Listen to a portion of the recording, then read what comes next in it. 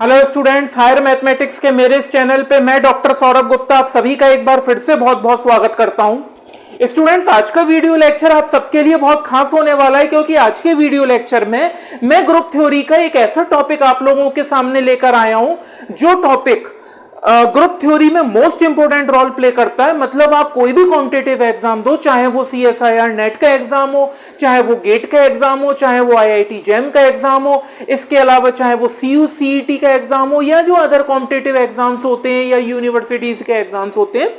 तो स्टूडेंट्स, ये टॉपिक जो है इससे रिलेटेड क्वेश्चन ऑलमोस्ट हर एग्जाम में पूछे जाते हैं। तो स्टूडेंट्स, मैंने सोचा कि आज का जो पूरा वीडियो लेक्चर है वो केवल इसी टॉपिक को कंसंट्रेट करके बनाया जाए। और स्टूडेंट्स, उस टॉपिक का नाम है एक्सटर्नल डायरेक्ट प्रोडक्ट। क्लियर है स्टूडेंट्स, क्या है एक्सटर्नल डायरेक्ट प्रोडक्ट? तो इसके बारे में मैं आपको बता दूं। बेसिकली होता क्या है कि अगर मान लो आपने कोई भी दो ग्रुप उठाए, कोई भी दो ग्रुप हो सकते हैं, और उन दोनों ग्रुपों का आपस में आपने क्या कर दिया, प्रोडक्ट। तो स्टूडेंट्स, ये जो दो ग्रुपों का आपस में आपने प्रोडक्ट किया है, इससे आपको एक नया ग्रुप मिल गया। ठीक है ना स्टूडेंट्स? तो इसी कॉन्सेप्ट को हम बेसिकली कहते हैं एक्सटर्नल डायरेक्ट प्रोडक्ट।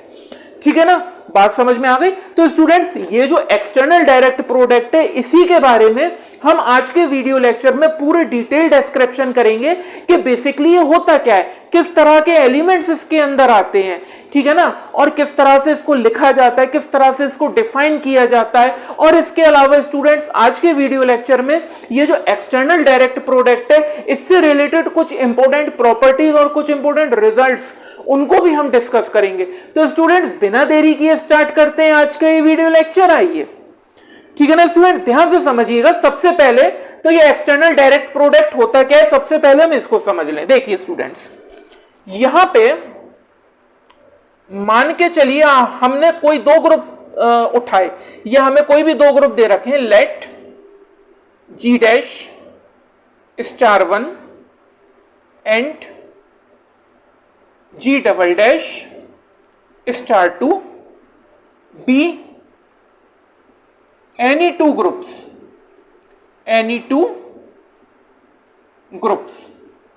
क्लियर है स्टूडेंट्स? ठीक है।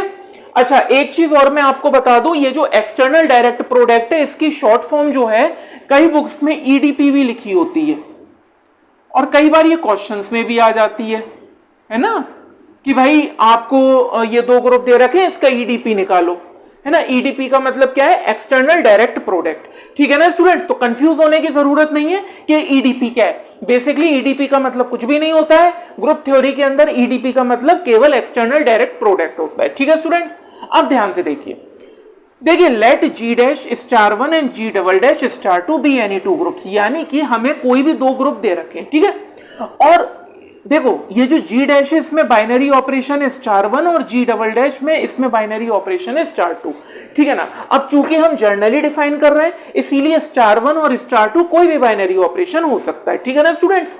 अब देखिए, अब मैं इन दोनों ग्रुप की हेल्प से एक नया ग्रुप कंस्ट्रक्ट करता हूं, इन दोनों का मल्टीप्लाई करके। तो देखिए स्टूडेंट्स, मैंने क्या करा, एक नया ग्रुप G कंस्ट्रक्ट किया जो कि बराबर होगा G dash cross G double dash के। बात समझ में आ गई स्टूडेंट्स? ठीक है, तो मैंने एक नया ग्रुप G कंस्ट्रक्ट किया जो कि बराबर होगा G dash cross G double dash के। ठीक है, तो ये भी एक ग्रुप होगा, और इस ग्रुप के अंदर किस टाइप के एलिमेंट्स आएंगे? तो स्टूडेंट्स, इस ग्रुप के अंदर ऑर्डर्ड पेयर टाइप के एलिमेंट्स आएंगे। मेरी बात समझ रहे हो? ये जो G dash cross G double dash है, ये जो हमने नया ग्रुप बनाया है, इस ग्रुप के अंदर ऑर्डर्ड पेयर टाइप के एलिमेंट्स आएंगे, यानी A, B टाइप के, A, B टाइप के, सच दैट जिसमें ये जो पहला वाला कोऑर्डिनेट A है, ये स्टूडेंट्स बिलोंग करेगा G डैश से, इस वाले ग्रुप से, और ये जो आपका B है, ये बिलोंग करेगा G डबल डैश, यानी ये वाले ग्रुप से। मेरी बात समझ में आ गई? ठीक है, तो हमें क्या था, हमें दो ग्रुप दे रखे थे, उसके अंदर दोनों ग्रुपों में अलग अलग बाइनरी ऑपरेशन थे। हमने क्या करा, इन दोनों ग्रुपों का प्रोडक्ट करके एक नया ग्रुप G कंस्ट्रक्ट कर लिया, और इस ग्रुप के अंदर किस टाइप के एलिमेंट्स आएंगे, ऑर्डर्ड पेयर टाइप के। मेरी बात समझ में आ गई? तो ये जो G है, ये भी एक नया ग्रुप बनेगा, तो ये हम लिखेंगे G forms a new group. ठीक है ना, ये जो G है, इन दोनों के प्रोडक्ट से हमने एक नया ग्रुप बनाया G, तो G forms a new group with respect to, इसका मतलब क्या है, with respect to binary operation, with respect to the binary operation. Binary operation कौन सा होगा स्टूडेंट्स, इसमें बाइनरी ऑपरेशन आएगा ये, मल्टीप्लीकेशन को सर्किल के अंदर बंद कर देना। तो स्टूडेंट्स बेसिकली यही होता है आपका एक्सटर्नल डायरेक्ट प्रोडक्ट। मेरी बात समझ रहे हो, यही होता है आपका एक्सटर्नल डायरेक्ट प्रोडक्ट। तो इसको आप चाहो तो अलग से भी लिख सकते हो, इसको हम कहते हैं एक्सटर्नल डायरेक्ट प्रोडक्ट, ठीक है ना स्टूडेंट्स। तो इसका जो सिंबल होता है वो मल्टीप्लीकेशन से थोड़ा सा अलग होता है, क्योंकि ये खुद भी मल्टीप्लीकेशन से थोड़ा सा अलग है। तो इसमें हम क्या करते हैं, इसमें मल्टीप्लाई को सर्किल में बंद कर देते हैं। मेरी बात समझ में आ गई, क्लियर है students. I hope external direct product क्या होता है ये आपको अच्छे से समझ में आ चुका होगा। अब स्टूडेंट्स एक चीज समझो, आपके दिमाग में एक चीज और आ सकती है, और वो ये क्या है कि सर केवल हम 2 ही ग्रुप का प्रोडक्ट करके एक नया ग्रुप कंस्ट्रक्ट कर सकते हैं। नहीं, यहां तो मैंने 2 ग्रुप का एग्जांपल लिया, 2 अलग अलग ग्रुप लिए, आप चाहो तो 3 अलग अलग ग्रुप ले लो, आप चाहो तो 4 अलग अलग ग्रुप ले लो। मान के चलो मैंने ले लिया let G dash star 1, G double dash star 2 और G ट्रिपल डैश स्टार 3, ये मैंने 3 ग्रुप ले लिए, ठीक है। Be any 3 groups, be any 3 groups, ठीक है स्टूडेंट्स। मैंने मान लो ये 3 ग्रुप्स उठा लिए, तो आप इन तीनों ग्रुपों को भी आपस में प्रोडक्ट करके एक नया ग्रुप बना सकते हो। तो इन तीनों का अगर मैं प्रोडक्ट करूंगा ना, तो भी मुझे एक नया ग्रुप बन जाएगा, मतलब मिल जाएगा। तो वो होगा G dash cross G double dash cross G triple dash, ठीक है ना स्टूडेंट्स। तो इसके अंदर किस टाइप के एलिमेंट्स आएंगे, इसके अंदर ट्रिपलेट आएंगे, यानी कि 3 पेयर के एलिमेंट्स आएंगे, ठीक है ना। ट्रिपलेट क्या कहते हैं, 3 पेयर के एलिमेंट्स। तो इसके अंदर जो एलिमेंट्स आएंगे स्टूडेंट्स वो इस टाइप के आएंगे, ए बी सी टाइप के, ए कॉमा बी कॉमा सी, सच डेट जिसमें ये जो ए है ये G डैश में बिलोंग करेगा, बी जो है वो G डबल डैश में बिलोंग करेगा, और सी जो है वो G ट्रिपल डैश में बिलोंग करेगा। यानी कि ए जो है आपका वो G डैश में बिलोंग करेगा, बी जो है वो G डबल डैश में बिलोंग करेगा, और सी जो है वो G ट्रिपल डैश में बिलोंग करेगा। इस टाइप के जो एलिमेंट्स हैं वो इसमें आएंगे। आप चाहो तो यहां तो मैंने 3 ग्रुप लिए, आप चाहो तो 4 ग्रुप का भी प्रोडक्ट बना सकते हो। तो G dash cross G double dash cross G triple dash cross G, एक और ले लो ग्रुप, ठीक है ना। तो इसके अंदर कैसे एलिमेंट्स आएंगे, इसके अंदर आ जाएंगे ए comma B comma C comma D, ठीक है ना स्टूडेंट्स। जहां पे ए बिलोंग करेगा G डैश में, बी बिलोंग करेगा G डबल डैश में, सी बिलोंग करेगा G ट्रिपल डैश में, डी बिलोंग करेगा G, ये जो 4th G है, ठीक है ना स्टूडेंट्स। तो इसमें देखिए ए बिलोंग करेगा G डैश में यानी फर्स्ट ग्रुप में, बी बिलोंग करेगा सेकंड ग्रुप में, और सी बिलोंग करेगा 3rd ग्रुप में, और जो स्टूडेंट्स आपका डी है ये बिलोंग करेगा 4th ग्रुप में। बात समझ में आ गई, क्लियर है। तो आप कितने भी ग्रुप ले सकते हो, आप 2 ग्रुप ले लो, उनका प्रोडक्ट करके एक नया ग्रुप बना लो, आप 3 ग्रुप ले लो, उनका प्रोडक्ट करके एक नया ग्रुप बना लो, आप 4 ग्रुप ले लो, उनका प्रोडक्ट करके एक नया ग्रुप बना लो। तो ये आप पे ऊपर डिपेंड करता है। मेरी बात समझ में आ गई। ये मैंने आपको एक जर्नल डिस्क्रिप्शन बताया था एक्सटर्नल डायरेक्ट प्रोडक्ट का। मेरी बात क्लियर हो गई, ठीक है स्टूडेंट्स। आई होप आपको ये समझ में आ चुका होगा कि किस तरह से हम एक्सटर्नल डायरेक्ट प्रोडक्ट को डिफाइन करते हैं, किस तरह से उसको लिखते हैं, ठीक है ना स्टूडेंट्स। अब देखिए, अब आप सोचेंगे, अब मैं पहले इसको रब कर दे रहा हूं, ठीक है ना। देखिए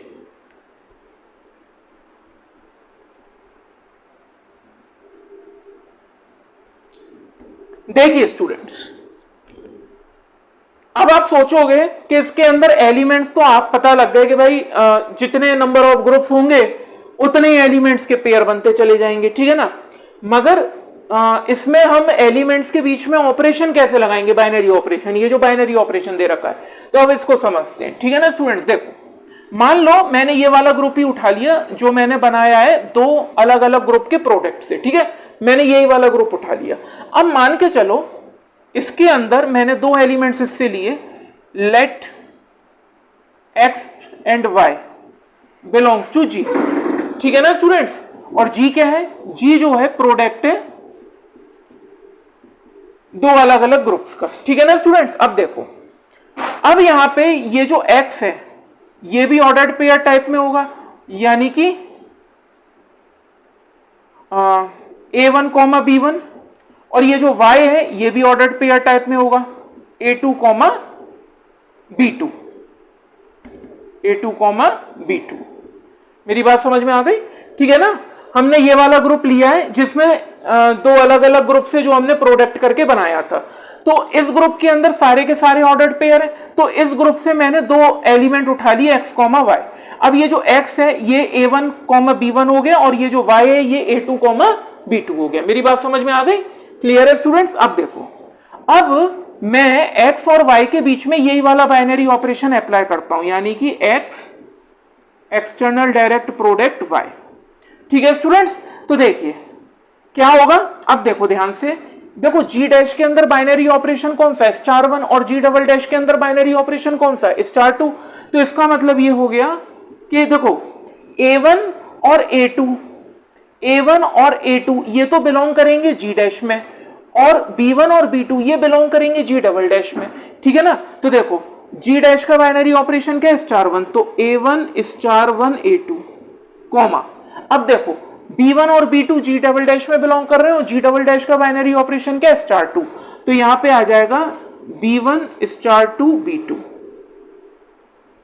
बात समझ में आ गई, क्लियर है भाई। एक चीज आप समझो कि A1 और A2 तो जी डैश में बिलोंग कर रहे हैं, तो A1 और A2 तो जी डैश में बिलोंग कर रहे हैं, एंड जो आपका B1 और B2 है ये जी डबल डैश में बिलोंग कर रहे हैं। मेरी बात समझ में आ गई। तो अगर इन दोनों x और y इन दोनों के बीच में मैं यही वाला एक्सटर्नल डायरेक्ट प्रोडक्ट का जो बाइनरी ऑपरेशन है ये मैं अप्लाई करूंगा, तो ये किसके बराबर हो जाएगा, देखो A1 स्टार वन A2, क्योंकि A1 और A2 जी डैश में बिलोंग कर रहे हो, जी डैश का बाइनरी ऑपरेशन स्टार वन है। Similarly comma B1 star two B2, ऐसा क्यों, क्योंकि B1 और B2 जी डबल डैश में बिलोंग कर रहे हो, जी डबल डैश का बाइनरी ऑपरेशन स्टार टू है। तो भाई अगर मान लो मैं जी डैश से कोई दो एलिमेंट उठा रहा हूं तो उसके बीच में बाइनरी ऑपरेशन स्टार वन ही तो होगा, और अगर मैं जी डबल डैश से कोई दो एलिमेंट उठा रहा हूं तो उन दोनों के बीच में बाइनरी ऑपरेशन स्टार टू ही तो होगा, और तो नहीं हो सकता है। वही मैंने किया है। मेरी बात समझ में आ गई। तो किस तरह से हम इनके ये जो जी है इसका मैं कोई भी दो एलिमेंट उठा के उसके बीच में बाइनरी ऑपरेशन को अप्लाई कर सकता हूं, ये आप लोगों ने समझ लिया। मेरी बात क्लियर हो गई students. I hope external direct product क्या होता है ये आपको अच्छे से समझ में आ चुका होगा। इसके अंदर एलिमेंट्स किस टाइप के आते हैं ये भी आपको अच्छे से समझ में आ चुका होगा।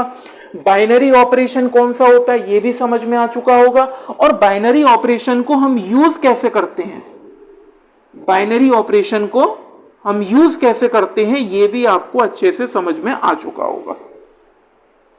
क्लियर है स्टूडेंट्स, ठीक है। तो स्टूडेंट्स ये तो था पूरा एक्सटर्नल डायरेक्ट प्रोडक्ट का डिस्क्रिप्शन, ठीक है ना। अब चलते हैं इनकी प्रॉपर्टीज की तरफ, ठीक है, और समझते हैं कि बेसिकली एक्सटर्नल डायरेक्ट प्रोडक्ट की प्रॉपर्टीज भी होती हैं कुछ, कौन कौन सी प्रॉपर्टीज होती हैं उनके बारे में पूरे डिटेल में डिस्क्रिप्शन करेंगे हम with the help of examples. आइए स्टूडेंट्स, देखिए स्टूडेंट्स अब चलते हैं एक्सटर्नल डायरेक्ट प्रोडक्ट की कुछ इंपॉर्टेंट प्रॉपर्टीज की तरफ। और स्टूडेंट्स मैं आपको बता दूं कि ये जो प्रॉपर्टीज मैं अब आप लोगों के सामने डिस्कशन करने वाला हूं एक्सटर्नल डायरेक्ट प्रोडक्ट की, ये वो प्रॉपर्टीज है जिनको पढ़े बिना आप कोई भी अगर एक्सटर्नल डायरेक्ट प्रोडक्ट से रिलेटेड क्वेश्चन आ जाए या न्यूमेरिकल आ जाए तो आप सॉल्व नहीं कर सकते उसको। इसीलिए स्टूडेंट्स इन प्रॉपर्टीज को समझना भी आप लोगों के लिए बहुत जरूरी है, ठीक है स्टूडेंट्स। तो बिना देरी किए स्टार्ट करते हैं प्रॉपर्टीज को। देखिए स्टूडेंट्स ध्यान से समझिएगा। देखिए अगर मैं बात कर रहा हूं प्रोडक्ट मतलब ग्रुप की, यानी कि आपने कोई भी दो ग्रुप अलग अलग ग्रुप लिए और उनका प्रोडक्ट करके एक नया ग्रुप बना दिया, तो सवाल ये उठता है कि भाई ग्रुप है तो आइडेंटिटी एलिमेंट तो होगा ही होगा, तो किस टाइप का आइडेंटिटी एलिमेंट इसमें आता है ना। तो सबसे पहले हम आइडेंटिटी एलिमेंट के बारे में डिस्कशन करते हैं। देखिए स्टूडेंट्स सबसे पहले हम बात करते हैं आइडेंटिटी एलिमेंट की। Identity element. ठीक है ना स्टूडेंट, सबसे पहले आइडेंटिटी एलिमेंट के बारे में डिस्कशन करते हैं। तो देखो मान के चलो कि लेट हमें ग्रुप दे रखा है जी जो कि इक्वल है दो अलग अलग ग्रुप के प्रोडक्ट के, ठीक है ना। और इसके अंदर जाहिर सी बात है ऑर्डर्ड पेयर टाइप के एलिमेंट्स आएंगे। मैंने अभी बताया था ए कॉमा बी टाइप के, जिसमें ए बिलोंग करेगा जी डैश में और बी बिलोंग करेगा जी डबल डैश में। ठीक है ना स्टूडेंट्स, बात समझ में आ गई। अब देखो अब बात आती है आइडेंटिटी एलिमेंट की। तो स्टूडेंट्स इसमें जो आइडेंटिटी एलिमेंट होगा वो भी ऑर्डर्ड पेयर टाइप का ही होगा। तो आइडेंटिटी एलिमेंट इसमें किस तरह का होगा, देखिए students, here E dash comma E double dash be the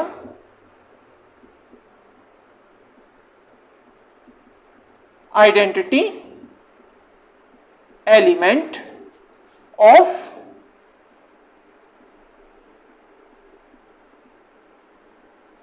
group G. बात समझ में आ गई। ठीक है, हमें एक ग्रुप दे रखा था लेट जी बराबर जी डैश क्रॉस जी डैश, सॉरी जी dash cross G double dash, ये हमें एक ग्रुप दे रखा था। और इस ग्रुप के अंदर स्टूडेंट जो आइडेंटिटी एलिमेंट आएगा, जाहिर सी बात है सारे एलिमेंट ऑर्डर्ड पेयर टाइप के आ रहे हैं, तो आइडेंटिटी एलिमेंट भी ऑर्डर्ड पेयर टाइप का ही आएगा। तो इसके अंदर जो आइडेंटिटी एलिमेंट आएगा वो होगा G dash comma G double dash, sorry E dash comma E double dash. ठीक है ना, ये आइडेंटिटी एलिमेंट होगा किसका, इस ग्रुप जी का। ठीक है ना स्टूडेंट्स। अब इसमें ये ई डैश क्या है, तो स्टूडेंट्स ई डैश जो है वो आइडेंटिटी एलिमेंट है जी डैश का, और ई डबल डैश जो है वो आइडेंटिटी एलिमेंट है जी डबल डैश का। ठीक है ना स्टूडेंट्स, तो यहां पे आप नोट कर लो इसको, where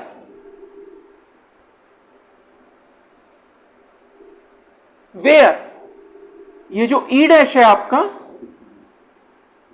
is the identity element of G dash, ठीक है,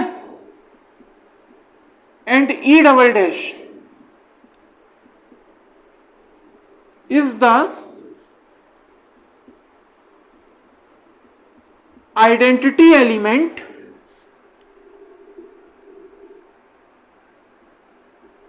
of G double dash। मेरी बात समझ में आ रही है स्टूडेंट्स। ठीक है, तो ये जो E डैश है,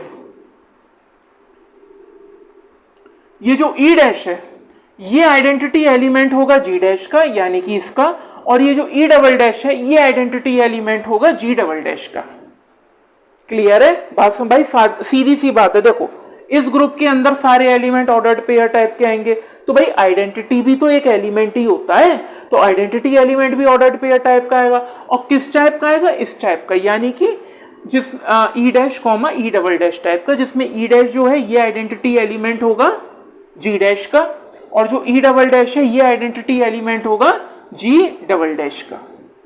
मेरी बात समझ में आ गई, क्लियर है स्टूडेंट्स। अब इसको एक एग्जांपल से समझते हैं। देखो ध्यान से समझना है एग्जांपल से। मान लो मैंने हमें दो ग्रुप दे रखे हैं, है ना। मान लो हमें ग्रुप दे रखा है Z2 और Z3, ठीक है, और उन दोनों का प्रोडक्ट करके मैंने एक और नया ग्रुप बनाया, यानी कि लेट Z2 जिसमें बाइनरी ऑपरेशन एडिशन मॉड्यूलो 2 है, और Z3 जिसमें बाइनरी ऑपरेशन एडिशन मॉड्यूलो 3 है। तो स्टूडेंट्स ये जो Zn टाइप के ग्रुप है इसके बारे में आपको पता होना चाहिए। हालांकि एक वीडियो लेक्चर मैंने इस पे पहले से बना रखा है, जिसका लिंक मैं आई बटन में दे दूंगा, तो आप चाहो तो एक बार वहां पे जाके विजिट कर सकते हो। तो स्टूडेंट्स ये जो Z2 है इसके अंदर बाइनरी ऑपरेशन जाहिर सी बात है एडिशन मॉड्यूलो 2 होगा, और जो Z3 है ग्रुप इसके अंदर बाइनरी ऑपरेशन एडिशन मॉड्यूलो 3 होगा। तो ये दो ग्रुप्स आपको दे रखे हैं, बी ये दो ग्रुप्स आपको दे रखे हैं, ठीक है ना स्टूडेंट्स। देन तो मैंने क्या करा, इन दोनों ग्रुप को आपस में इनका प्रोडक्ट करके एक नया ग्रुप बना दिया। देन G बराबर Z2 addition modulo 2 cross Z3 addition modulo 3, ठीक है ना। B ऑल्सो द ग्रुप ठीक है ना।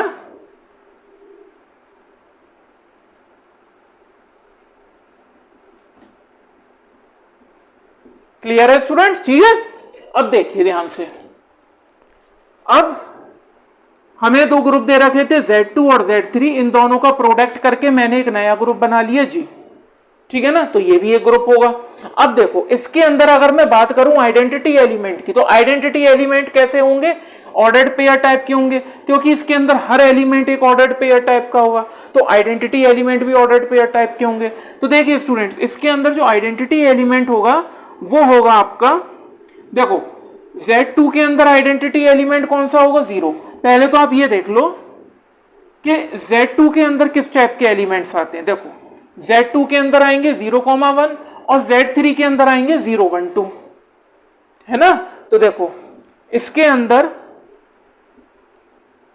जो Z2 के अंदर एलिमेंट्स होंगे वो होंगे 0,1 और बाइनरी ऑपरेशन तो है एडिशन मॉड्यूलो 2 क्रॉस, ठीक है। ये जो Z3 है इसके अंदर एलिमेंट्स कैसे होंगे, 0, 1, 2, 0, 1 और 2, ठीक है। और बाइनरी ऑपरेशन क्या है, एडिशन मॉड्यूलो 3।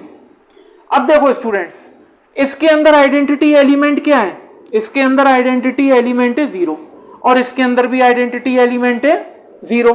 तो जाहिर सी बात है जो इसका जो ये जो G है, जो एक नया ग्रुप हमने बनाया इन दोनों का प्रोडक्ट करके, इसका जो आइडेंटिटी एलिमेंट होगा वो होगा 0,0, है ना, be the identity element of G।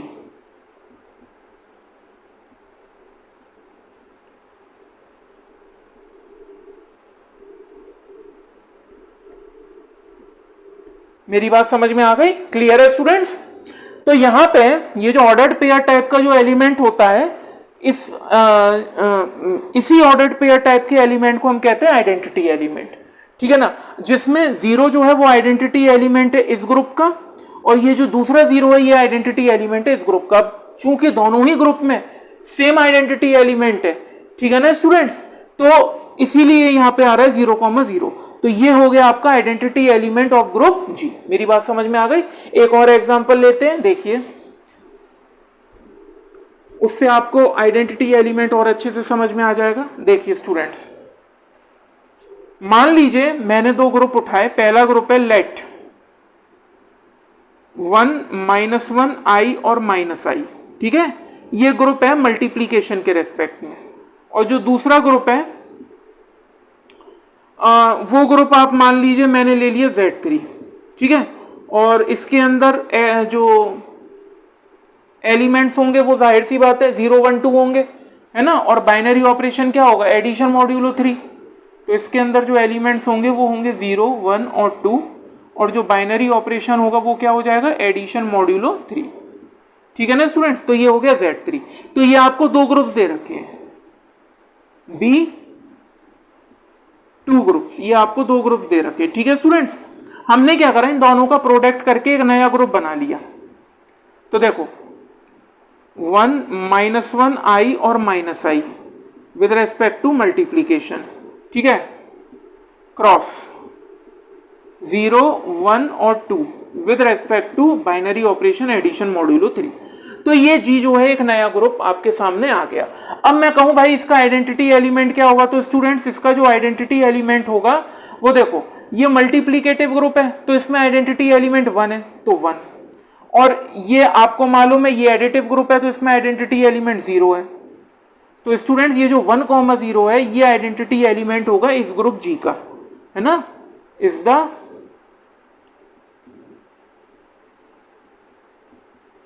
Identity element of G। बात समझ में आ गई। अब इससे पहले वाला जो एग्जांपल लिया था उसमें तो आइडेंटिटी एलिमेंट सेम थे क्योंकि दोनों ही एडिटिव ग्रुप थे, मगर यहां पे एक मल्टीप्लीकेटिव ग्रुप है और एक एडिटिव ग्रुप है। तो जो मल्टीप्लीकेटिव ग्रुप है उसका आइडेंटिटी एलिमेंट हो गया 1 और जो एडिटिव ग्रुप है उसका आइडेंटिटी एलिमेंट हो गया 0। तो 1,0 is the identity element of group G। मेरी बात समझ में आ गई, क्लियर है स्टूडेंट्स। तो आई होप आपको ये जो एक्सटर्नल डायरेक्ट प्रोडक्ट हम निकालते हैं, और यानी कि दो अलग अलग ग्रुप का हम जो प्रोडक्ट करके एक नया ग्रुप कंस्ट्रक्ट करते हैं, आई होप आपको समझ में आ चुका होगा कि ऐसे ग्रुप में आइडेंटिटी एलिमेंट क्या होता है और कैसे हम निकालते हैं, ठीक है स्टूडेंट्स, मैंने आपको दो अलग अलग एग्जांपल से अच्छे से समझा दिया है। अब आगे बढ़ते हैं स्टूडेंट्स, देखिए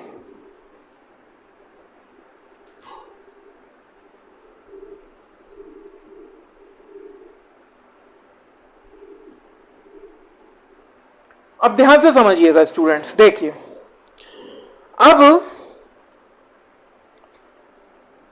अब चूंकि हम ग्रुप की बात कर रहे हैं तो आइडेंटिटी एलिमेंट है तो जाहिर सी बात है इनवर्स भी होना चाहिए। ठीक है, तो अब इनवर्स की बात करते हैं, यानी इनवर्स एलिमेंट की। अब हम बात करते हैं स्टूडेंट्स इनवर्स एलिमेंट की। ठीक है स्टूडेंट्स, देखिए मान के चलिए आपको एक ग्रुप दे रखा है, let G is equals to G dash cross G double dash. ठीक है, be any group, be any given group, ये आपको कोई भी एक ग्रुप दे रखा है। ठीक है स्टूडेंट्स, अब देखो, अब मान के चलो मैंने इसमें से एक एलिमेंट उठाया x। ठीक है, x बिलोंग्स टू g, तो x किस फॉर्म में होगा, ऑर्डर्ड पेयर टाइप की फॉर्म में होगा, a कॉमा b। ठीक है, जहां पे वेयर ये जो a है ये बिलोंग करेगा g डैश में, और ये जो b है ये बिलोंग करेगा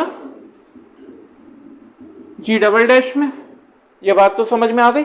अब मान के चलो स्टूडेंट, अगर मुझे इस x का इनवर्स निकालना है, यानी जो x है इसका मुझे क्या निकालना है, इनवर्स निकालना है, तो इसका इनवर्स क्या होगा स्टूडेंट्स, इसका जो इनवर्स है वो बराबर होगा a inverse comma b inverse के।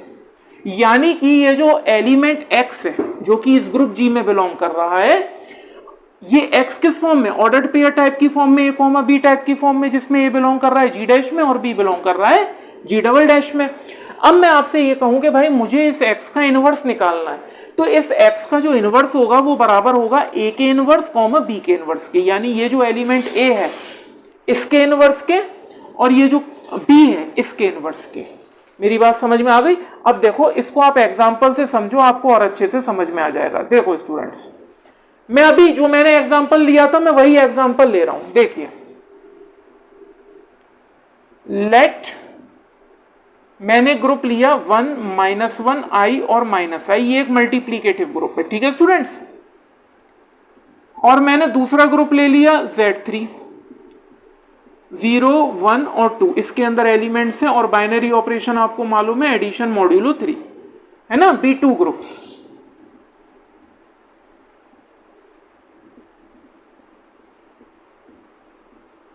B2 ग्रुप्स, क्लियर है। तो यहां पे ये और ये दो अलग अलग ग्रुप दे रखे हैं, पहला मल्टीप्लीकेटिव ग्रुप है, दूसरा एडिटिव ग्रुप है। ये आपको दो ग्रुप दे रखे हैं, इन दोनों का मल्टीप्लीकेशन मैंने किया और एक नया ग्रुप बना दिया। ठीक है, तो मैंने क्या करा, इन दोनों का मल्टीप्लीकेशन करके एक नया ग्रुप बना दिया। ठीक है, क्रॉस 0 1 और 2, बाइनरी ऑपरेशन क्या है, एडिशन मॉड्यूलो 3, ये एक नया ग्रुप आपका बन गया। क्लियर है स्टूडेंट्स। अब देखो, अब ध्यान से समझना। अब मान के चलो मैंने इसमें से एक एलिमेंट उठाया। ठीक है, मैंने इसमें से एक एलिमेंट उठाया जो कि इस ग्रुप G में बिलोंग कर रहा है। ये एलिमेंट जो है, इस एलिमेंट के अंदर जो ऑर्डर्ड पेयर आएंगे वो कौन से होंगे, 1 कॉमा मान लो मैंने ले लिया 0, यानी कि 1 इस ग्रुप का और 0 इस ग्रुप का। ठीक है, तो इन दोनों एलिमेंट्स को मिला के मैंने एक नया एलिमेंट बना लिया जो कि इस ग्रुप G में बिलोंग करेगा। अब मुझे क्या करना है, मुझे इस x का इनवर्स निकालना है, यानी कि ये जो x है इसका मुझे इनवर्स निकालना है। तो अकॉर्डिंग टू द डेफिनेशन इसका इनवर्स किसके बराबर हो जाएगा, 1 के इनवर्स कॉमा 0 के इनवर्स के। होगा कि नहीं होगा। अब देखो, ये एक मल्टीप्लीकेटिव ग्रुप है, तो इसके अंदर जो 1 है वो तो आइडेंटिटी एलिमेंट होगा, और आइडेंटिटी एलिमेंट तो खुद का इनवर्स होता है, तो 1 का इनवर्स तो 1 ही हो गया। ठीक है, और ये क्या है, ये एक एडिटिव ग्रुप है, एडिटिव ग्रुप है जिसमें आइडेंटिटी एलिमेंट 0 होगा, 0 खुद का इनवर्स होता है, तो 0 भी खुद का इनवर्स हो गया। तो स्टूडेंट्स, ये जो x है इसका इनवर्स भी वही एलिमेंट आएगा। ठीक है ना, क्यों आएगा, क्योंकि आइडेंटिटी एलिमेंट जो मल्टीप्लीकेटिव ग्रुप है उसमें आइडेंटिटी एलिमेंट 1 है, तो 1 का इनवर्स तो 1 खुद हो गया, और ये एक एडिटिव ग्रुप है, इसमें आइडेंटिटी एलिमेंट है 0, तो 0 का इनवर्स भी 0 खुद हो गया, तो 1, 0 1, 0। मेरी बात समझ में आ गई? ठीक है, अब देखिए, अब मान के चलो मैंने एक और ग्रुप उठा लिया, मान के चलिए मैंने एक और ग्रुप ले लिया लेट, या अगर मैं जो है ये जो मुझे ग्रुप दे रखा है मैंने इसमें एक और एलिमेंट ले लिया, उसका इनवर्स निकालते हैं। अलग से ग्रुप लेने से तो बढ़िया एक नया एलिमेंट उठा लो। देखो मैंने एक और नया एलिमेंट ले लिया, मान लो मैंने ले लिया x इज इक्वल्स टू -1, 1, ठीक है, ये एक नया एलिमेंट उठा लिया मैंने। अब मुझे ये जो x मैंने नया लिया इसका इनवर्स चाहिए, तो x का मुझे इनवर्स चाहिए, तो x का इनवर्स लेने का मतलब क्या है कि पहले तो मैं -1 का इनवर्स निकालूंगा, कॉमा 1 का इनवर्स निकालूंगा। तो अब देखो -1 जो है इस मल्टीप्लीकेटिव ग्रुप में बिलोंग कर रहा है, और -1 का इनवर्स क्या होगा यहाँ पे, -1 का इनवर्स -1 खुद होगा, क्योंकि अगर आप -1 का मल्टीप्लाई -1 में करोगे तो आपको आइडेंटिटी एलिमेंट मिलेगा, तो यहाँ -1 का इनवर्स -1 खुद होगा, ठीक है। और ये जो Z3 है इसमें जो 1 है उसका इनवर्स क्या हो जाएगा स्टूडेंट्स, ये जो 1 है इसका इनवर्स होगा 2, क्योंकि अगर मैं 1 में 2 ऐड करूंगा तो 3 आएगा, और एडिशन मॉड्यूलो 3 है, 3 से डिवाइड करूंगा तो रिमाइंडर 0 आ जाएगा, तो जो 1 का इनवर्स होगा स्टूडेंट वो होगा 2। तो यहाँ पे ये जो x हमने नया एलिमेंट लिया था इसी ग्रुप का -1, 1, इसका जो इनवर्स होगा वो होगा -1, 2।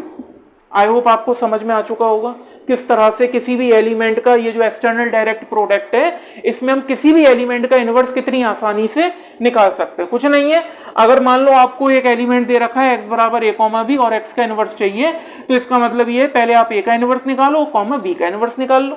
वही मैंने यहाँ पे किया है, यहाँ पे पहले मुझे एलिमेंट दे रखा था 1, 0 और इसका इनवर्स निकालना था, तो पहले मैंने 1 का इनवर्स निकाला, फिर मैंने 0 का इनवर्स निकाला।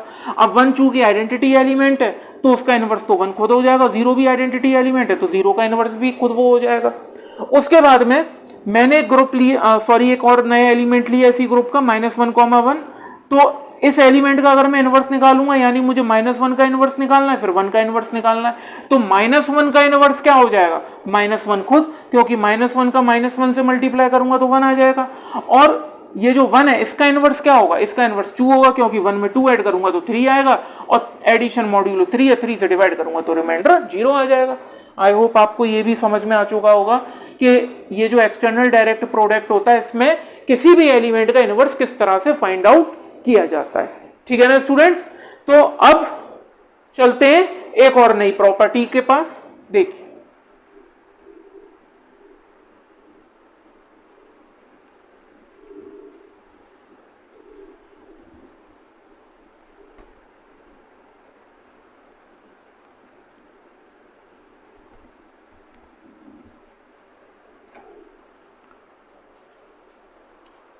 ठीक है स्टूडेंट्स, देखिए ध्यान से समझिएगा। तीसरी प्रॉपर्टी कहती है कि अगर G' एंड G" फाइनाइट है, फाइनाइट ग्रुप है, if G' *1 and G" *2 be two finite groups, अगर ये दो फाइनाइट ग्रुप्स हैं तो इनका जो एक्सटर्नल डायरेक्ट प्रोडक्ट होके एक नया ग्रुप मुझे मिलेगा वो भी फाइनाइट होगा, then G is equals to G' cross G" is also a finite group.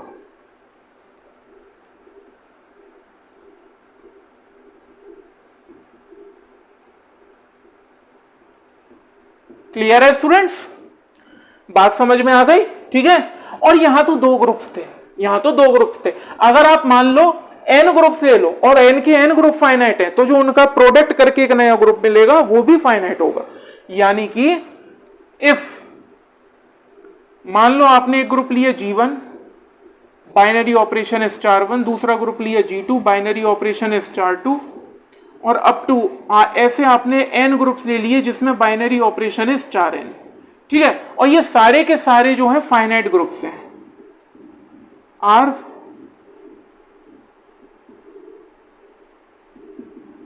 Finite groups. Clear है?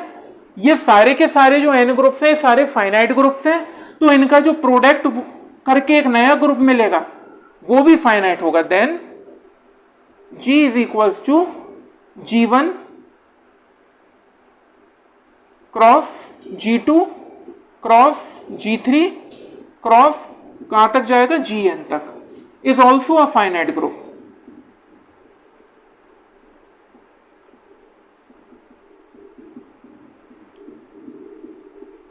क्लियर है स्टूडेंट? बात समझ में आ गई? यानी कि अगर मान लो आपको दो ग्रुप फाइनाइट दे रखे हैं, उनका प्रोडक्ट करके नया ग्रुप मिलेगा, वो भी फाइनाइट होगा, और अगर आपको एन ग्रुप फाइनाइट दे रखे हैं और अगर आप उनका प्रोडक्ट करते हो तो वो भी आपको एक फाइनाइट ग्रुप ही मिलेगा। मेरी बात समझ में आ रही है? क्लियर है स्टूडेंट्स? अब देखिए, मान के चलिए ये जो एन ग्रुप्स हैं, इन एन ग्रुप में से कोई एक ऐसा ग्रुप आ जाए जो कि इनफाइनाइट हो, तो इसका जो प्रोडक्ट होगा, ये जो एन ग्रुप्स आपको दे रखे हैं, सारे के सारे एन ग्रुप्स का जो प्रोडक्ट होके एक नया ग्रुप आपको मिलेगा वो हमेशा इनफाइनाइट होगा। अगर इन सारे एन ग्रुप में से एटलीस्ट कोई एक ग्रुप आपका इनफाइनाइट हो जाए तो। अगर सारे के सारे फाइनाइट है तो जो इनका प्रोडक्ट करके ग्रुप मिलेगा वो तो फाइनाइट होगा ही होगा, मगर अगर इन एन ग्रुप में से एटलीस्ट एक ग्रुप, एटलीस्ट एक का मतलब एक से ज्यादा भी हो सकते हैं, अगर ग्रुप इनफाइनाइट हो जाए तो इन सारे एन ग्रुप्स का जो प्रोडक्ट करके आपको नया ग्रुप मिलेगा वो भी इनफाइनाइट होगा। मेरी बात समझ में आ रही है? यानी कि इफ, इसको आप रिमार्क करके भी लिख सकते हो अलग से, ठीक है, इफ देयर एग्जिस्ट, ये देयर एग्जिस्ट का साइन है आपको पता होगा, at least one GI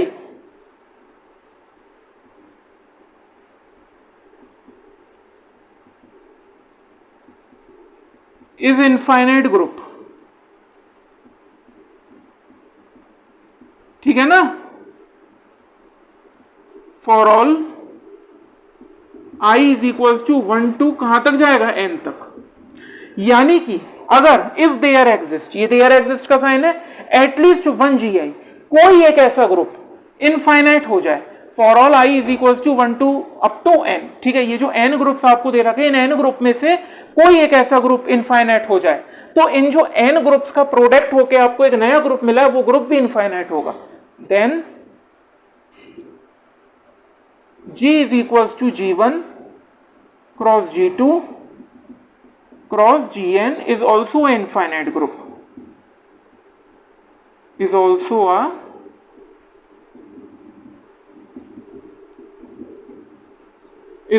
a infinite group. मेरी बात समझ में आ रही है? ठीक है, तो अगर ये एन ग्रुप्स फाइनाइट है तो इनका प्रोडक्ट भी फाइनाइट होगा, और अगर इन एन ग्रुप में से कोई एक ग्रुप ऐसा है जो इनफाइनाइट है, तो जो इन एन ग्रुप्स का प्रोडक्ट करके आपको एक नया ग्रुप मिलेगा वो भी इनफाइनाइट ही होगा, वो फाइनाइट नहीं हो सकता। ये बात समझ में आ गई? आई होप आपको ये वाली प्रॉपर्टी भी स्टूडेंट्स अच्छे से क्लियर हो गई होगी। अब इसको एक एग्जांपल से समझते। देखो, मान के चलो मैंने ग्रुप लिया, एक मल्टीप्लीकेटिव ग्रुप लिया मैंने, 1 - 1 I - I, और इसके अंदर बाइनरी ऑपरेशन है मल्टीप्लीकेशन। ठीक है, और मैंने एक और ग्रुप लिया, मैंने लिया Z4। ठीक है, तो ये Z4 के अंदर जो एलिमेंट्स आएंगे वो कैसे होंगे, 0 1 2 3, और बाइनरी ऑपरेशन होगा एडिशन मॉड्यूलो 4। ठीक है ना स्टूडेंट्स? तो यहां पे ये मैंने दो अलग अलग टाइप के ग्रुप ले लिए और इनका मैंने प्रोडक्ट कर दिया, और देखो दोनों ग्रुप फाइनाइट है, तो जो इनका प्रोडक्ट होके मुझे एक नया ग्रुप मिला है जी, वो भी फाइनाइट होगा, is also a finite group. और अगर मान के चलो मैं एक नया ग्रुप और बनाऊं जिसमें मैं एक ग्रुप तो ले लूं इनफाइनाइट, यानी set of integer with respect to addition, और इसका मैं प्रोडक्ट कर दूं किसी फाइनाइट ग्रुप से। मान लो मैंने प्रोडक्ट कर दिया इसका Z4 से, जिसके अंदर बाइनरी ऑपरेशन का एडिशन मॉड्यूलो 4।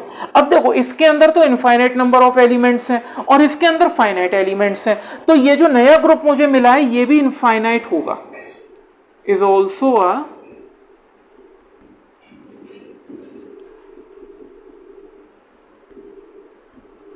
मेरी बात समझ में आ रही है? ये जो नया ग्रुप मुझे मिला है ये भी इनफाइनाइट होगा। इनफाइनाइट क्यों होगा?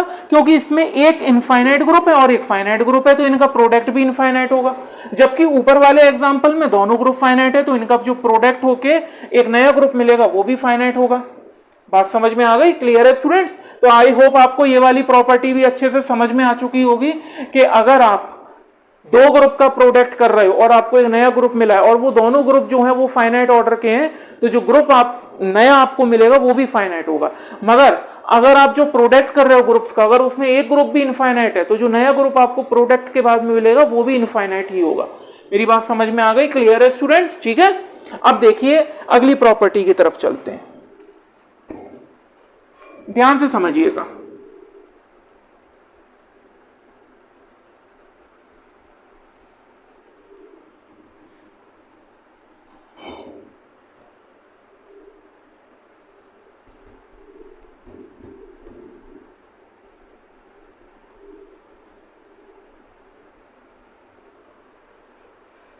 ठीक है ना? ध्यान से समझिएगा स्टूडेंट्स। देखिए ये भी मोस्ट इंपोर्टेंट प्रॉपर्टी है। देखिए स्टूडेंट्स, अगर G dash and G double dash, देखिए ध्यान से समझिएगा,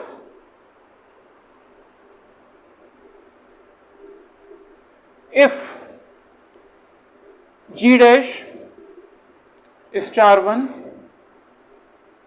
and g double dash star 2 be any two abelian groups,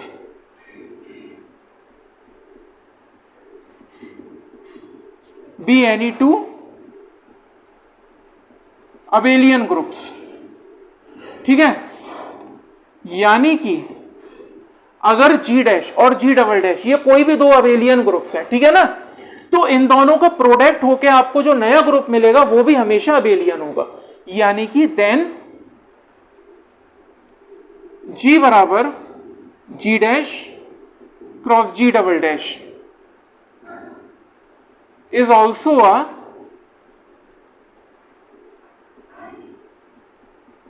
abelian group.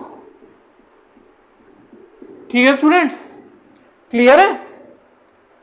बात समझ में आ गई? अगर जी डैश और जी डबल डैश ये आपको कोई भी दो अबेलियन ग्रुप्स दे रखे हैं, तो इन दोनों का जो प्रोडक्ट होके आपको एक नया ग्रुप मिलेगा वो भी एक अबेलियन ग्रुप ही होगा, यानी वो भी अबेलियन की प्रॉपर्टी को सेटिस्फाई करेगा ही करेगा।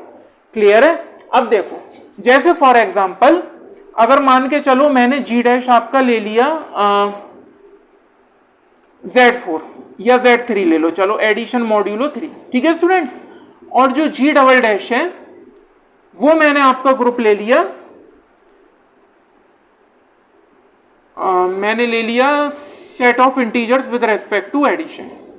ठीक है, अब देखो स्टूडेंट्स ध्यान से समझो, अगर आपने Zn ग्रुप के बारे में भी पढ़ा होगा तो Zn ग्रुप हमेशा अबेलियन ग्रुप होता है और साइक्लिक भी होता है, ठीक है, और सेट ऑफ इंटीजर्स तो अबेलियन है ही है। तो ध्यान से समझो ये दोनों अबेलियन ग्रुप है, तो इसका मतलब ये है कि इन दोनों ग्रुप्स का जो प्रोडक्ट होके मुझे एक नया ग्रुप मिलेगा वो भी अबेलियन होगा। Then G is equals to Z3 addition modulo 3 cross Z with respect to addition is also abelian group, is also a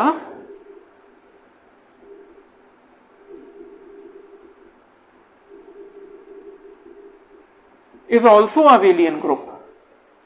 मेरी बात समझ में आ रही है? यानी कि ये जो Z3 है with respect to addition modulo 3 और ये सेट ऑफ इंटीजर है विद रेस्पेक्ट टू एडिशन, अगर मैं इन दोनों ग्रुप्स का प्रोडक्ट करता हूं, अब चूंकि ये दोनों अबेलियन ग्रुप है, ठीक है, सेट ऑफ इंटीजर्स भी अबेलियन ग्रुप है और जो Z3 है वो भी एक अबेलियन ग्रुप है, तो इन दोनों का अगर मैं प्रोडक्ट करता हूं तो जो मुझे नया ग्रुप मिलेगा G, ये भी हमेशा कैसा होगा? अबेलियन ही होगा।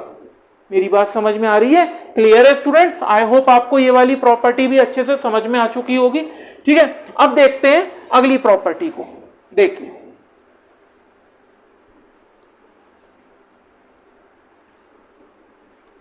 स्टूडेंट्स, ये जो अगली प्रॉपर्टी है ये मोस्ट इंपॉर्टेंट प्रॉपर्टी है, इसीलिए इसको थोड़ा सा ध्यान से आप समझिएगा। देखिए स्टूडेंट्स, प्रॉपर्टी क्या कहती है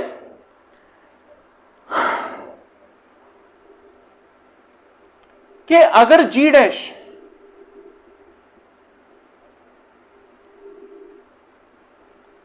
और जी डबल डैश ये दोनों फाइनाइट साइक्लिक ग्रुप्स हैं, बी एनी टू फाइनाइट, ये दोनों कोई भी दो फाइनाइट साइक्लिक ग्रुप्स हैं। ठीक है, देन तो जो इन दोनों ग्रुप्स का प्रोडक्ट होकर एक नया ग्रुप मुझे मिलेगा, then G is equals to G dash cross G double dash. तो ये जो नया ग्रुप मुझे मिलेगा ये भी एक फाइनाइट साइक्लिक ग्रुप होगा, इज ऑल्सो अ फाइनाइट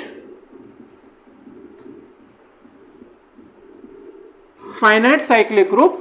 केवल और केवल कब? इफ एंड ओनली इफ, जब जो जीसीडी है यानी ग्रेटेस्ट कॉमन डिवाइजर किसका? जी डैश के ऑर्डर का और जी डबल डैश के ऑर्डर का, इसका जो जीसीडी है वो 1 हो।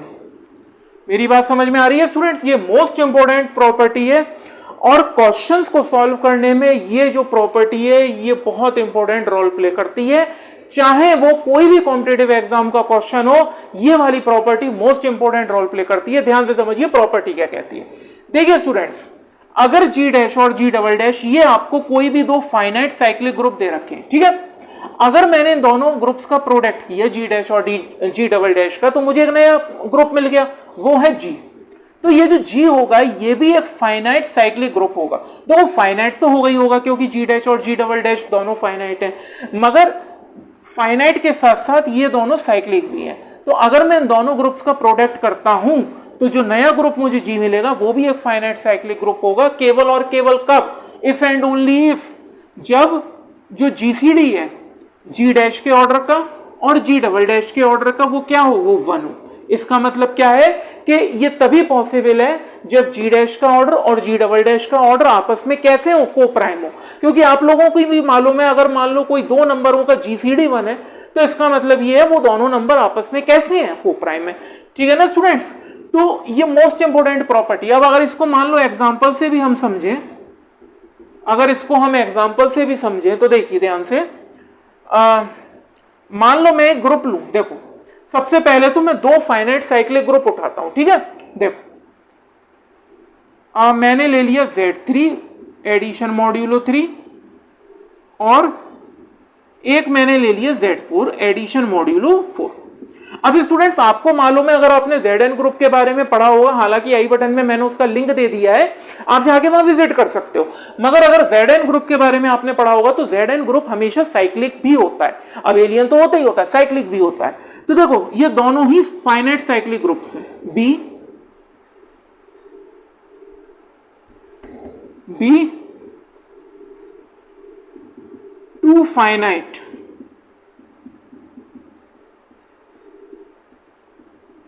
ये दो फाइनाइट साइक्लिक ग्रुप्स हैं। मेरी बात समझ में आ गई? ठीक है। अब देखो, अब मैं इन दोनों का प्रोडक्ट करके मुझे एक नया ग्रुप मिल जाएगा, ये तो पक्का है। Z3 addition modulo 3 multiply Z4 addition modulo 4। ठीक है स्टूडेंट्स, इन दोनों का प्रोडक्ट करके मुझे एक नया ग्रुप मिल गया। अब ध्यान से देखो, ये जो मुझे नया ग्रुप मिला है जी, ये भी साइक्लिक होगा। साइक्लिक क्यों होगा? क्योंकि Z3 का ऑर्डर 3 है और Z4 का ऑर्डर 4 है और दोनों का ऑर्डर आपस में कोप्राइम है, तो ये भी फाइनाइट साइक्लिक ग्रुप होगा। इज ऑल्सो अ फाइनाइट,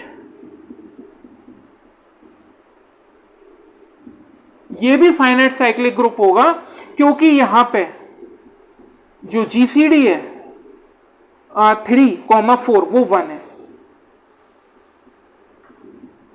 ठीक है। 3 जो है वो Z3 का ऑर्डर है, 4 जो है वो Z4 का ऑर्डर है, तो इन दोनों का GCD 1 है। तो इसीलिए ये जो नया ग्रुप मुझे मिला है ये कैसा होगा, ये भी फाइनाइट साइक्लिक ग्रुप होगा। तो ये तो हो गया पहले एग्जाम्पल। वहीं पे अगर मैं दूसरे एग्जाम्पल की बात करूं तो मान लो मैंने दो फिर से फाइनाइट साइक्लिक ग्रुप ले लिए। मैंने ले लिया Z2 एडिशन मॉड्यूलो 2 और दूसरा मैंने ले लिया Z4 एडिशन मॉड्यूलो 4, ठीक है स्टूडेंट्स। और ये दोनों भी फाइनाइट साइक्लिक ग्रुप हैं, B2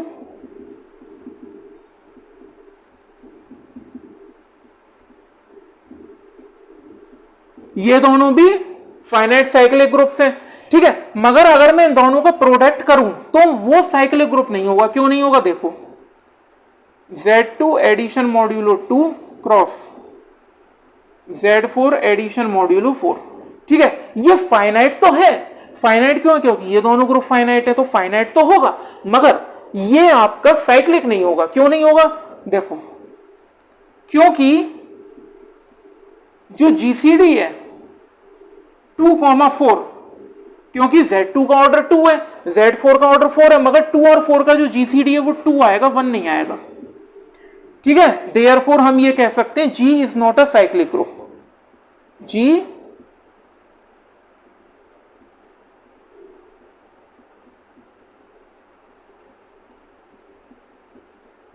स्टूडेंट्स आई होप आपको समझ में आया होगा, ठीक है ना, कि कैसे हम ये पता करते हैं कि दो ग्रुप्स का जो प्रोडक्ट है, अगर वो दोनों ग्रुप साइक्लिक है तो उनका जो प्रोडक्ट है वो साइक्लिक होगा या नहीं होगा, ये हम कैसे चेक करते हैं, कैसे पता करते हैं। तो पहले वाले एग्जांपल में साइक्लिक था, दूसरे वाले एग्जांपल में साइक्लिक नहीं था।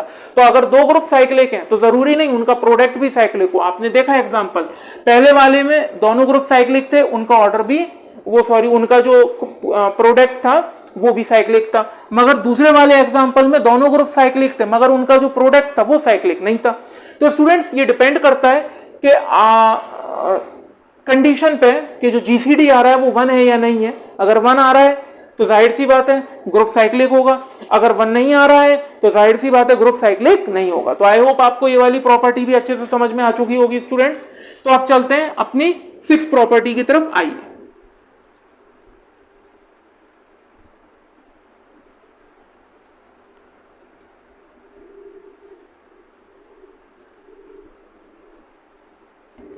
ध्यान से समझिएगा स्टूडेंट्स, देखिए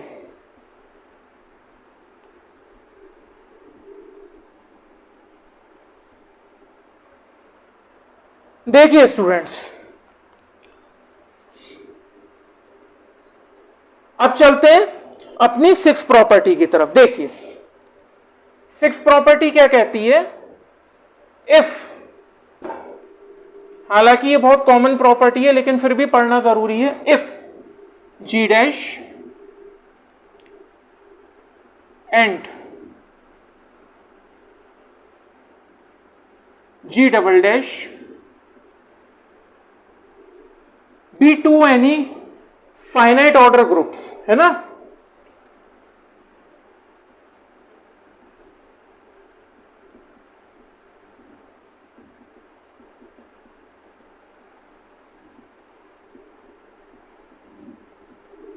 ठीक है ना, हालांकि इस प्रॉपर्टी को मैं एक बार बता चुका हूं लेकिन फिर भी एक बार समझ लीजिए। G डैश और G डबल डैश अगर कोई भी दो फाइनाइट ऑर्डर के ग्रुप्स दे रखे हैं, ठीक है ना, यानी कि इसका मतलब क्या है, देयरफॉर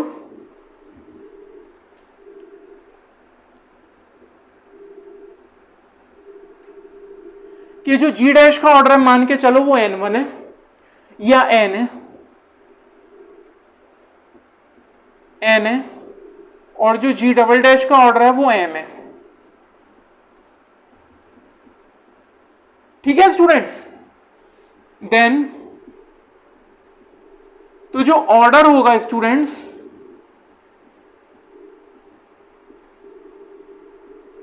G का, वो G जो इन दोनों का प्रोडक्ट करके हमें मिला है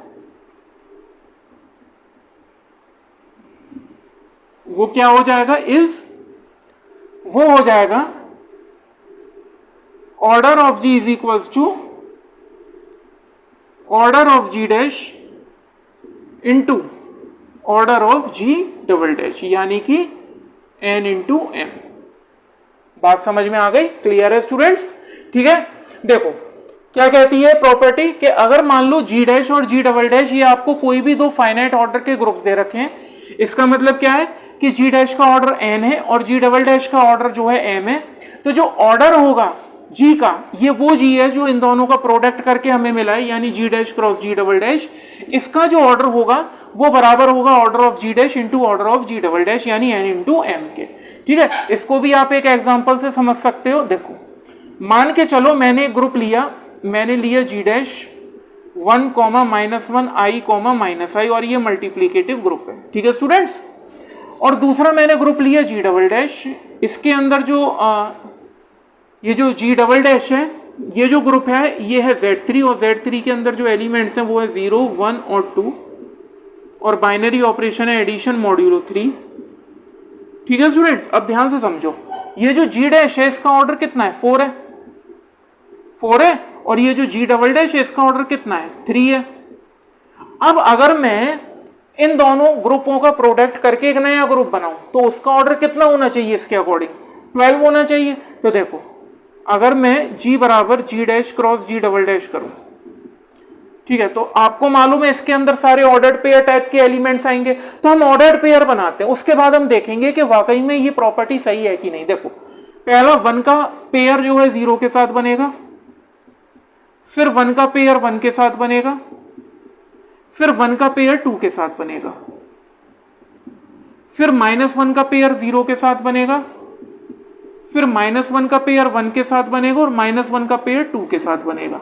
ठीक है स्टूडेंट्स, फिर i का पेयर इन तीनों के साथ बनेगा, यानी i, 0, i, 1 और i, 2।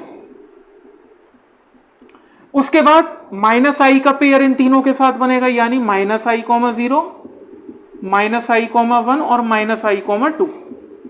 अब देखो स्टूडेंट्स, अब इस प्रॉपर्टी के अकॉर्डिंग n इंटू एम के अकॉर्डिंग इसका जो g का ऑर्डर है वो 12 आना चाहिए, क्योंकि 4 इंटू 3।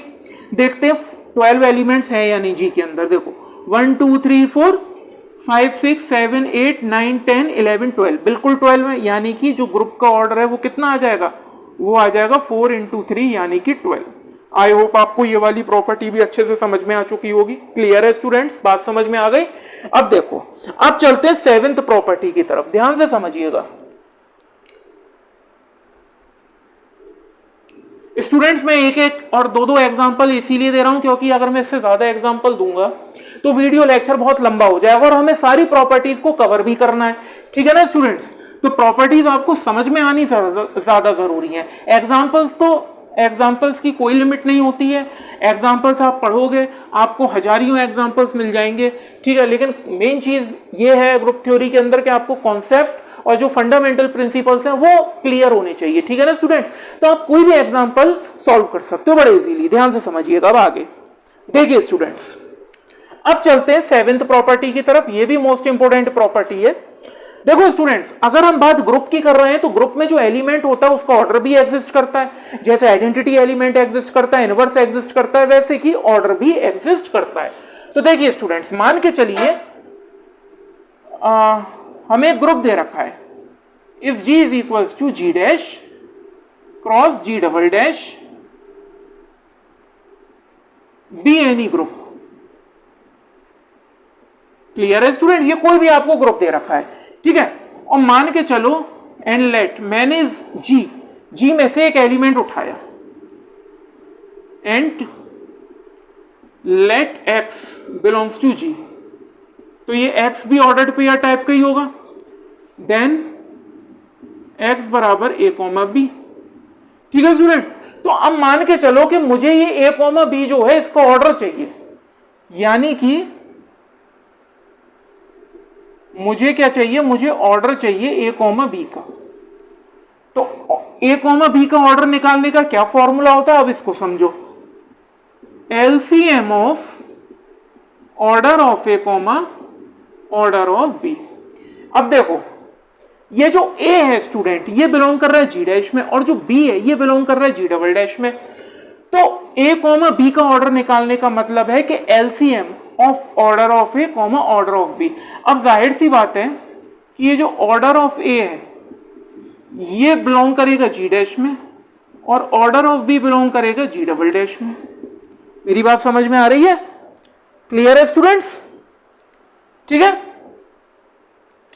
तो इस टाइप के जो ग्रुप होते हैं इसमें हम किसी भी एलिमेंट का ऑर्डर निकालने का क्या फॉर्मूला होता है? Order of A comma order of B और उसका एलसीएम। अब देखो इसको एग्जांपल से समझो और अच्छे से समझ में आ जाएगा। मान के चलो मैंने ग्रुप लिया और उस ग्रुप में मैंने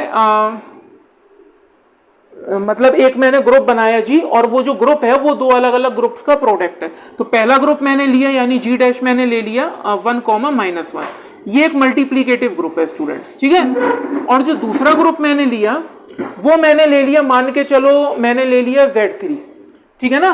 तो Z3 के अंदर 0, 1, 2 इस टाइप के एलिमेंट्स आएंगे और इसके अंदर बाइनरी ऑपरेशन हो जाएगा एडिशन मॉड्यूलो 3, ठीक है ना स्टूडेंट्स। अब देखो, अब मान के चलो मैंने इसमें से एक एलिमेंट उठाया, है ना। मान के चलो मैंने इसमें से उठा लिया 1, 1 या 1, 2 ले लो, चलो।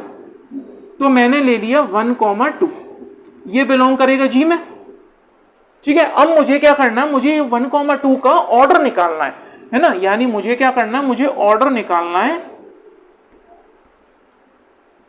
Order of 1, 2। ये जो 1, 2 है एलिमेंट, इसका मुझे ऑर्डर निकालना है। तो इसका फॉर्मूला क्या होगा? इस प्रॉपर्टी के अकॉर्डिंग अगर मैं देखूं तो देखो, LCM of order of 1, order of 2, यही होगा, यही होगा। अब देखो ये जो 1 है ये किस में बिलोंग कर रहा है? ये बिलोंग कर रहा है जी डैश में, और ये जो 2 है ये बिलोंग कर रहा है जी डबल डैश में। अब मुझे जो 1, 2 है इसका ऑर्डर निकालना है, तो इसका ऑर्डर किसके बराबर हो गया? LCM of order of 1, order of 2। अब जाहिर सी बात है स्टूडेंट, 1 का ऑर्डर किस में बिलोंग करेगा? जी डैश में। तो देखो जी डैश जो है इसमें 1 क्या है? मल्टीप्लीकेटिव आइडेंटिटी, और आपको मालूम है आइडेंटिटी एलिमेंट का ऑर्डर तो वो 1 ही होता है हमेशा। तो देखो एलसीएम ऑफ ऑर्डर ऑफ 1 हो गया। भाई आइडेंटिटी एलिमेंट का ऑर्डर तो हमेशा 1 ही होता है, ठीक है ना। अब बात करते हैं 2 की। ये जो 2 है ये जी डबल डैश में बिलोंग कर रहा है, तो 2 का ऑर्डर क्या होगा स्टूडेंट? तो ध्यान से समझो, जो यहां में 2 है तो इसका जो ऑर्डर होगा स्टूडेंट्स वो होगा 3। क्यों होगा 3? क्योंकि अगर मैं 2 की पावर 3 करूं तो 2 + 2 + 2 कितना आ गया? 6, और एडिशन मॉड्यूलो 3 है तो 3 से डिवाइड होगा, रिमाइंडर 0 आ जाएगा। तो स्टूडेंट्स यहाँ पे जो 2 का ऑर्डर होगा वो होगा 3।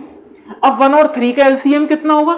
तो स्टूडेंट्स 1 और 3 का एलसीएम होगा 3। तो देख लो भाई ये प्रॉपर्टी काम कर चुकी है।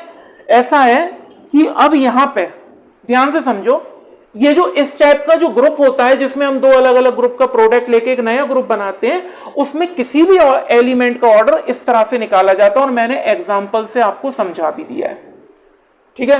एग्जाम्पल में मैंने जी डैश लिया 1, -1 जिसमें बाइनरी ऑपरेशन मल्टीप्लीकेशन था। जी डबल डैश मैंने लिया 0, 1, 2 जिसमें बाइनरी ऑपरेशन एडिशन मॉड्यूलो 3 था।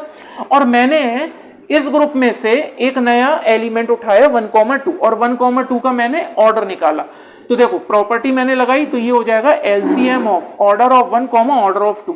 अब देखो जी डैश में 1 आइडेंटिटी एलिमेंट है, तो आइडेंटिटी एलिमेंट का ऑर्डर तो हमेशा 1 होता है, तो यहाँ 1 आ गया। और ये जो 2 है ये जी डबल डैश में बिलोंग कर रहा है, तो 2 का जो ऑर्डर होगा वो 3 होगा, तो यहाँ पे 3 आ गया। अब 1 और 3 का एलसीएम लिया तो 3 आ गया। इसका मतलब क्या हो गया? इसका मतलब हो गया कि जो ऑर्डर है 1, 2 का वो कितना हो जाएगा? वो हो जाएगा स्टूडेंट 3। आई होप आपको ये वाला टर्म भी अच्छे से समझ में आ चुका होगा स्टूडेंट्स। क्लियर है? बात समझ में आ गई? ठीक है। अब ये ऑर्डर से रिलेटेड ही एक इंपॉर्टेंट प्रॉपर्टी और है जो इसी ऑर्डर से रिलेट करती है ना। हम एक बार उसको और समझ लेते हैं, ठीक है ना स्टूडेंट्स। देखिए ध्यान से समझिएगा स्टूडेंट्स, ये लास्ट प्रॉपर्टी है इस वीडियो लेक्चर की, इसको और समझ लेते हैं। देखिए अगर मान के चलिए आपको एक ग्रुप दे रखा है, ठीक है। और मान लो सारे के सारे फाइनाइट साइक्लिक ग्रुप्स का प्रोडक्ट करके हमने ग्रुप बना लिया। मान लो मैंने ग्रुप बनाया Zn1 क्रॉस Zn2 का, ठीक है। अब ये भी साइक्लिक ग्रुप है, ये भी साइक्लिक ग्रुप है, ठीक है ना।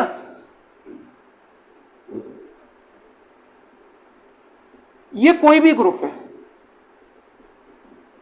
ठीक है स्टूडेंट्स, बात समझ में आ गई। अब ध्यान से समझो, Zn1 Zn2 तो साइक्लिक है, मगर ये जरूरी नहीं है G भी साइक्लिक हो, क्योंकि मैंने आपको प्रॉपर्टी बताई थी कि G साइक्लिक तभी होगा जब इसका ऑर्डर और इसका ऑर्डर आपस में कोप्राइम हो, यानी कि उनका GCD 1 हो, ठीक है ना स्टूडेंट्स। तो ये दोनों तो साइक्लिक हैं, जरूरी नहीं है साइक्लिक हो, मगर ये ग्रुप है, ये जो G है ये ग्रुप है, तो ये कोई भी ग्रुप हो सकता है, ठीक है ना स्टूडेंट्स। अब देखिए, हमें मालूम है एक प्रॉपर्टी और होती है स्टूडेंट, अगर आपको कोई फाइनाइट साइक्लिक ग्रुप दे रखा है और उसका ऑर्डर n है, तो उस n को जितने नंबर डिवाइड करेंगे उतने नंबरों के ऑर्डर उस ग्रुप के अंदर मौजूद होंगे। ये साइक्लिक ग्रुप की भी एक प्रॉपर्टी होती है, तो ये चीज आपको पता होगी, है ना। अब देखो स्टूडेंट्स, मान के चलो मैंने इस G में कोई एक एलिमेंट उठाया, है ना, देखो let x belongs to G, then अब ये जो x है ऑर्डर्ड पेयर टाइप का होगा कि नहीं होगा, बिल्कुल होगा, ठीक है। अब देखो मान के चलो ये जो ऑर्डर्ड पेयर a, b है, इसमें जो a है इसका ऑर्डर हो गया मान लो m1, और ये जो b है इसका ऑर्डर हो गया मान लो m2। मेरी बात समझ में आ रही है। तो यहां पे हमने एक ग्रुप बनाया दो साइक्लिक ग्रुप के प्रोडक्ट को मिला के। अब जाहिर सी बात है, इस ग्रुप से अगर मैं कोई एलिमेंट उठाऊंगा तो वो भी ऑर्डर्ड पेयर टाइप का आएगा। अब a, b टाइप का, अब मैंने मान लिया भाई a का ऑर्डर m1 है और b का ऑर्डर m2 है, ठीक है, ये चीज मैंने मान ली। अब ध्यान से समझो स्टूडेंट्स, अब अगर मैं निकालूं ऑर्डर ऑफ a, b, तो वो किसके बराबर हो जाएगा, LCM ऑफ m1, m2 होगा कि नहीं होगा, देखो बिल्कुल होगा, होगा। भाई एक बात बताओ, Zn1 Zn2 ये दोनों फाइनाइट साइक्लिक ग्रुप है। अब इनका प्रोडक्ट साइक्लिक हो ये जरूरी नहीं है, मगर ये है तो ग्रुप, है ना, इन दोनों का प्रोडक्ट है तो ग्रुप। अब मैंने इन दोनों का प्रोडक्ट जो है यानी G, उसमें एक एलिमेंट उठाया और वो एलिमेंट ऑर्डर्ड पेयर टाइप का है, a, b टाइप का। मैंने मान लिया, यहां पे आप चाहो तो लेट भी लिख लो, लेट कि जो a का ऑर्डर वो m1 है और b का ऑर्डर m2 है, तो a, b का ऑर्डर क्या हो जाएगा, LCM of m1 and m2। ये प्रॉपर्टी अभी हमने पहले डिस्कस की थी, मैंने आपसे कहा था ना इसी प्रॉपर्टी से रिलेटेड होगा, ठीक है ना स्टूडेंट्स। अब देखो स्टूडेंट्स, ये जो ऑर्डर हमने निकाला LCM ऑफ m1 m2, इस टाइप के यानी इसी ऑर्डर पेयर टाइप के कितने एलिमेंट्स ऐसे होंगे जो G के अंदर मौजूद होंगे, ठीक है ना। तो कितने एलिमेंट्स ऐसे होंगे जो कि इस G के अंदर मौजूद होंगे, तो देखिए स्टूडेंट्स, यानी इस पर्टिकुलर ऑर्डर के, तो इसका फॉर्मूला होता है number of elements with this particular order।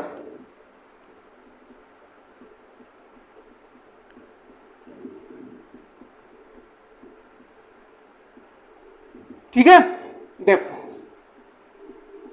5m1 into 5m2, मेरी बात समझ में आ रही है, 5m1 इंटू 5m2। क्लियर है स्टूडेंट्स, आई होप आपको ये समझ में आ चुका होगा, ठीक है। एक बार मैं फिर से इस प्रॉपर्टी को रिपीट कर दे रहा हूं, फिर हम इसके एक एग्जांपल पे भी आएंगे। देखो हमें ये मालूम है, अगर आपको कोई फाइनाइट साइक्लिक ग्रुप दे रखा है और उस फाइनाइट साइक्लिक ग्रुप का ऑर्डर n है, और अगर कोई नंबर उस n को डिवाइड कर रहा है तो उस ऑर्डर का एलिमेंट उस ग्रुप के अंदर मौजूद होगा, अगर साइक्लिक ग्रुप है तो मैंने क्या किया, Zn1 Zn2 ये दो साइक्लिक ग्रुप लिए, इनका प्रोडक्ट किया तो एक नया ग्रुप बन गया, ठीक है। अब ये G जो है ये जरूरी नहीं साइक्लिक हुई, ये आपको मालूम है।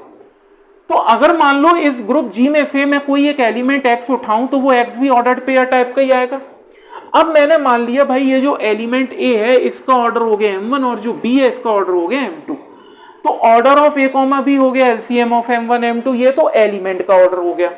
अब मुझे निकालना है कि भाई ये जो ग्रुप G है इसके अंदर इस पर्टिकुलर ऑर्डर के कितने एलिमेंट्स मौजूद होंगे, तो जो नंबर ऑफ एलिमेंट्स है विद दिस पर्टिकुलर ऑर्डर वो क्या हो जाएगा, 5m1 इंटू 5m2, ठीक है ना। यानी इतने नंबर ऑफ एलिमेंट्स इस पर्टिकुलर ऑर्डर के इस ग्रुप के अंदर मौजूद होंगे।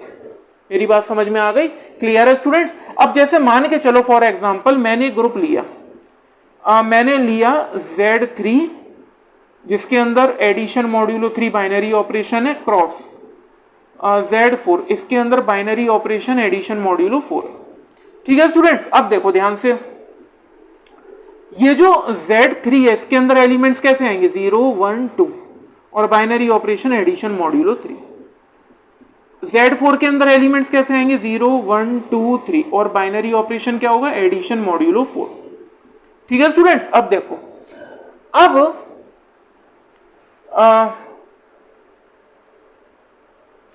रुको, इसको इस तरह से आप मत करो, देखो इसको ध्यान से समझो। Z3 का ऑर्डर कितना है 3 और साइक्लिक है, Z4 का ऑर्डर कितना है 4 और साइक्लिक है। तो देखो ये जो 3 है इसको कौन कौन से नंबर डिवाइड करेंगे, 1 करेगा 1 करेगा और 3 करेगा, और तो कोई नंबर करेगा नहीं। ठीक है ना, तो इसके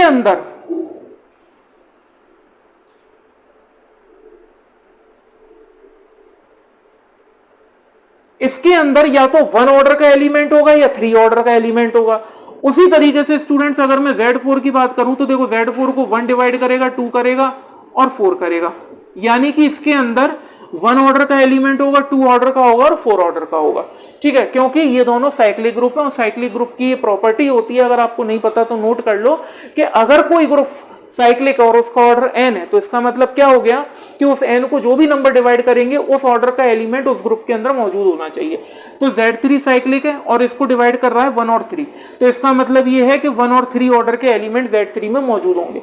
और Z4 में 4 को डिवाइड कर रहा है 1 2 4, यानी कि 1 2 और 4 ऑर्डर के एलिमेंट Z4 के अंदर मौजूद होंगे।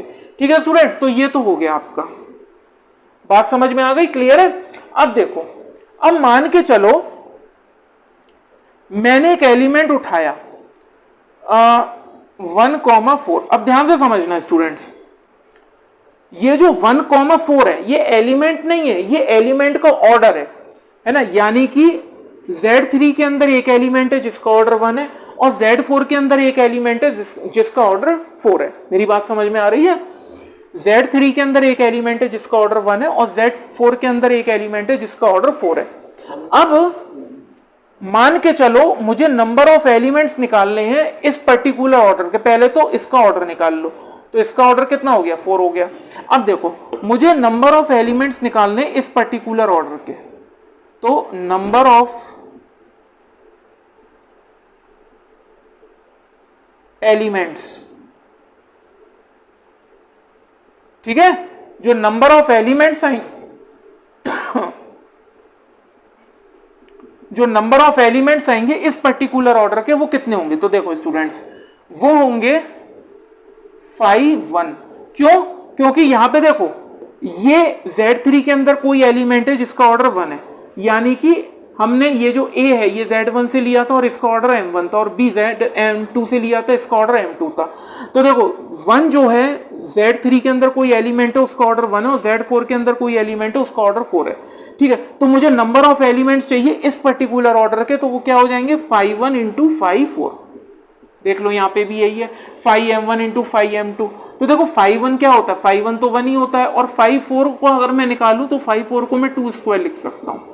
तो यहाँ पे प्रॉपर्टी लग जाएगी, कौन सी प्रॉपर्टी, 5 p की पावर r, जहां पे p प्राइम है, p की पावर r माइनस p की पावर r माइनस 1। तो यहाँ पे लग जाएगी 2 की पावर 2 माइनस 2 की पावर 2 माइनस 1, यानी कि 4 माइनस के 2 विच इज 2। तो ये हो जाएगा स्टूडेंट्स 1 इंटू 2 जो कि होता है आपका 2, यानी कि ये जो ग्रुप होगा इसमें टोटल नंबर ऑफ एलिमेंट्स इस पर्टिकुलर ऑर्डर के कितने होंगे 2। क्लियर है स्टूडेंट्स, बात समझ में आ गई? तो आई होप आपको ये वाला भी प्रॉपर्टी अच्छे से समझ में आ चुकी होगी।